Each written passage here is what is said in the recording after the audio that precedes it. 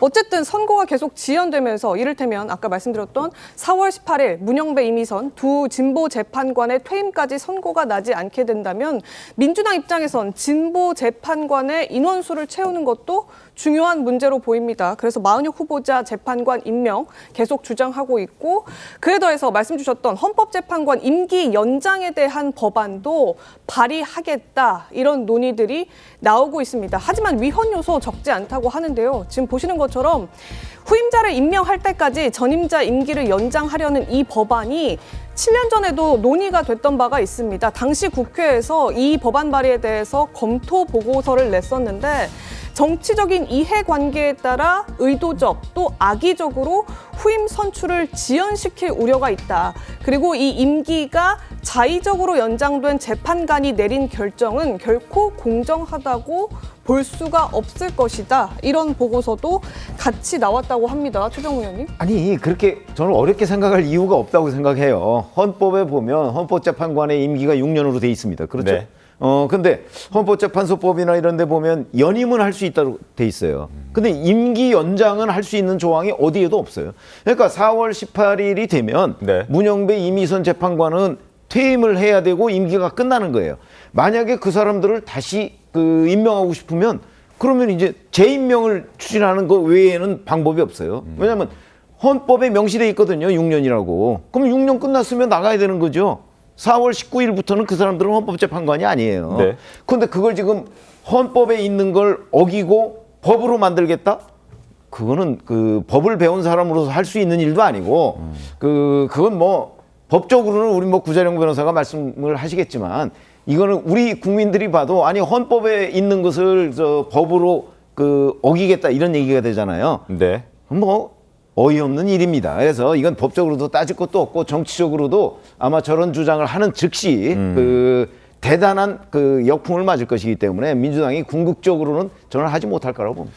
자, 민주당에서 목소리도 많이 나오고 있습니다. 선고 지연, 그러니까 윤석열 대통령의 선고 지연으로 인해서 혹시 복귀가 되는 것은 아니냐 걱정하고 있는 목소리들이 쏟아지고 있는데 그 목소리 들려드리겠습니다.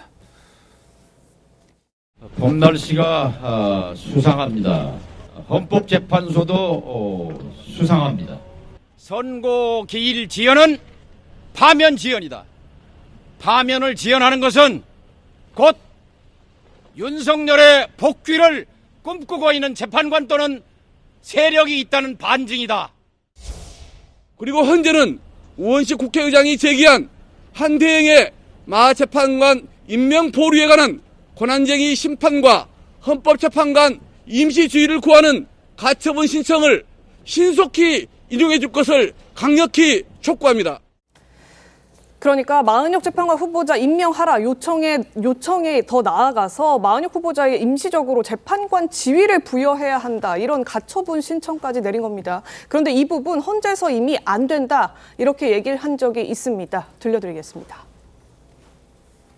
심판 청구 중 재판관 지위의 확인을 구하거나 즉시 재판관을 임명하라는 결정을 구하는 부분은 헌법재판소법상 이러한 결정을 할 수 있는 근거가 없으므로 부적법합니다. 그러게요. 근거가 없다. 지금 이미선 재판관이 이미 얘기했기 때문에 이에 대한 권한쟁의며 가처분이며 또 대행 탄핵이며 이런 것들을 사실상 민주당이 헌재가 용인해주지 않을 거라는 거 모르지 않을 것 같은데, 그리고 또 개헌 사항이 일부 있기도 하고요. 그런데 왜 이렇게 계속 주장을 하고 또 하겠다라고 얘기를 하는 겁니까? 그래서 이 부분은 좀 해석의 영역이 있을 것 같아요. 이미선 재판관이 이야기했던 부분은 권한쟁의 심판 청구 내에서 관련된 부분들을 적극적으로 확인해주는 부분에 대해서 각하 처분이 난 것이고, 지금 지난주 금요일에 우원식 국회의장이 아시다시피 권한쟁의 심판도 새로 했고, 그리고 임시지위를 정하는 좀 적극적인 의미의 가처분 청구까지 했습니다. 또 승계 집행문까지 부여를 해달라라는 신청까지 해놓은 상황인데, 사실 이 경우에는 예전 이제 헌재 판례에서도 그러니까 변호인의 접견 신청을 거부한 부분에 대해서 임시주의 가처분을 그런 취지로 받아준 사례들이 있거든요. 그러니까 뭐 즉시 그 접견 자체를 허가해줘야 된다라고 가처분을 허가해준 바가 있기 때문에 이전의 권한쟁의 심판 청구로서의 이 지위를 확인해주는 것이 각하되었다라는 것과 변론으로 지금 임시지위 가처분을 별도로 제기한 것이기 때문에 아마 국회의장실에서도 이 부분은 어느 정도 법적 검토를 했을 것이라고 보이고요. 저는 헌재에서도 이 부분을 판단해서 가처분을 받아줄 상황이 된다라고 한다면 받아줄 수도 있겠다라는 생각 해봅니다. 근데 저건 법적으로 좀 문제가 있어요. 안 되는 거예요, 사실은. 그러니까 헌법에 6년으로 돼 있는데 그냥 막 무격다짐으로 법으로 연장하려고 하는 거, 그거 위헌이잖아요. 그거랑 마찬가지예요. 임시지위라는 건 임시잖아요. 그래서 본안에서 얻을 수 없는 건 임시로도 얻을 수 없어요. 그러니까 본안 판결로 얻을 수 있는 걸 나중에 판결이 났을 때 너무 시간이 지나가지고 그게 의미가 없어질까 봐 임시로 부여할 때, 요럴 때 고려하는 건데, 본안에서도 삼권 분립에 의해서 사법부는 정치권에 대해서 어떤 명령을 해가지고 강제를 할 수 없어요. 그래서 우리 비강권 재판이라는 게 핵심으로 논의됐던 거 있잖아요. 헌법재판소에서 어떤 결정을 하더라도 그거를 강제로 관철시킬 방법은 없다. 그러니까 이제 그런 결정이 나왔을 때 임명권에 대해서는 다시 또 그냥 논하게 되는 이런 상황이 왔잖아요. 똑같아요. 그러니까 임명에 대해서 논해야 되는데 그걸 헌법재판소가 뚝딱 해가지고서 마은혁은 재판관이다 선언할 수 없듯이, 선언할 수 없는 거에 대해서 임시로 마은혁 재판관이 맞다, 임시로서 재판관 지위를 부여하겠다라는 거는 그냥 법 논리상으로 말이 안 되는 것입니다.